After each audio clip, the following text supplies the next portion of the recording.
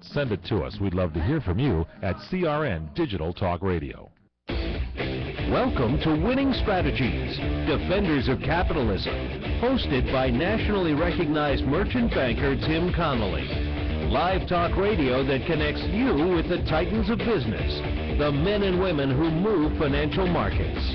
Call now with your questions for Tim toll-free at 1-800-336-2225. That's 1-800-336-2225. Or email him at talk@winningstrategies.net. Now, here's Tim Connally. And we're back live with Winning Strategies, and we've got Mike King in beautiful Las Vegas, Nevada. Michael, how are you this morning? Good morning. Very good, thanks.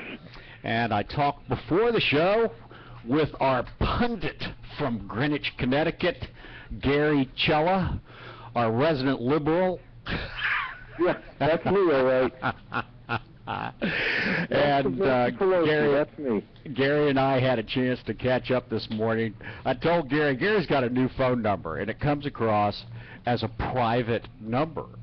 And I don't take numbers that say private calls anymore, because every time I do, it's some telemarketer from a Canadian pharmacy or somebody trying to sell me timeshares in some far-off land, or Lord only knows what it's all about. So don't, Gary, call me on the number that my caller ID knows.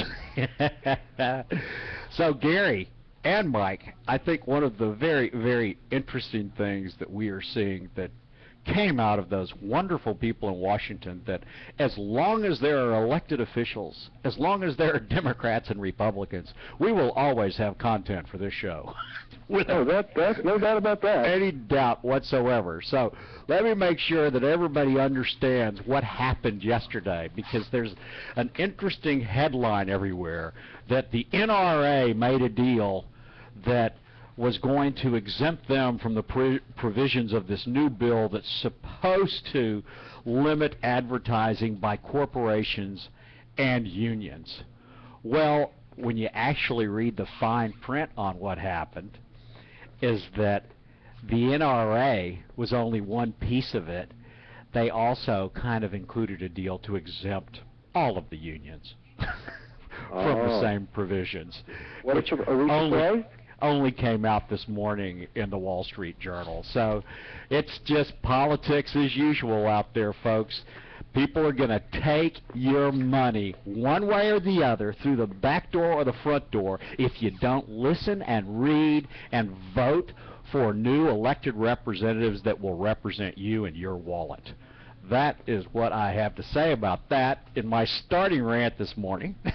We do have some very interesting guests today. We've got the Midas Fund, and gold is so unbelievably hot.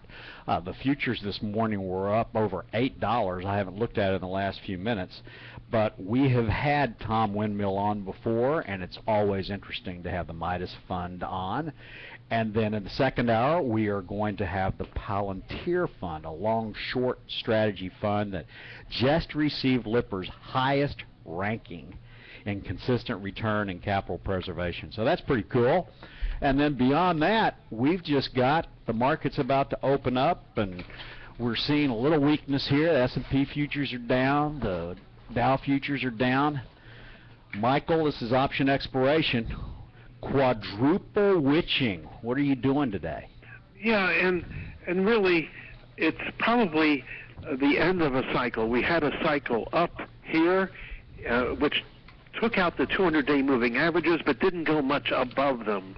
And we're making sort of what W.D. Gann called a four-legged top right in around the 200-day moving average area. And volume are dropping. And volatility, which got outrageous, is coming back to a more normal state. Yeah, in other words, just in time to sandbag the average investor and whipsaw the market, because something will happen here. You know, things are not done in Europe.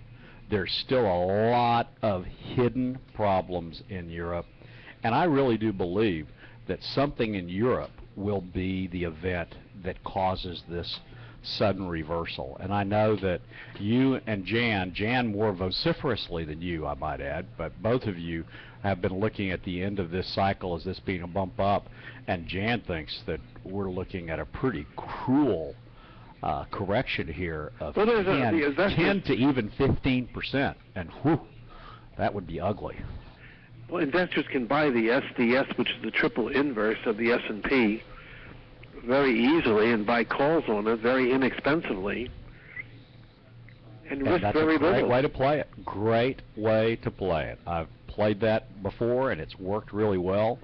And just these days, it's just been kind of difficult picking individual stocks, but I've got 2 or 3 great ones that I bought in the last 2 weeks, really since Brian Perry came on the show. Bought 3 really fine dividend-producing stocks that we'll talk about later, but they've all done great. In fact, one of them, Connally, I bought about, well, I think I bought it the Monday after Brian being on the show. It might have been Monday or Tuesday.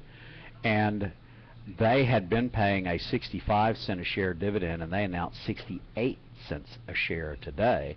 And they're the company that all they buy is guaranteed mortgages that are, I believe the maturities are 3 years or less. So you don't have that long dated maturity risk in there.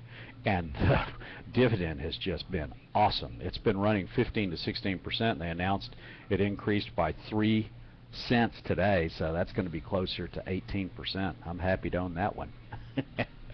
Because Gary, like you with your, what is the Greek National Bank or what? Yes. I'm just having a tough time picking out anything except if I can get good dividends and companies that are still taking advantage of this government program that has an unlimited guarantee on our brain dead Fannie Mae and Freddie Mac.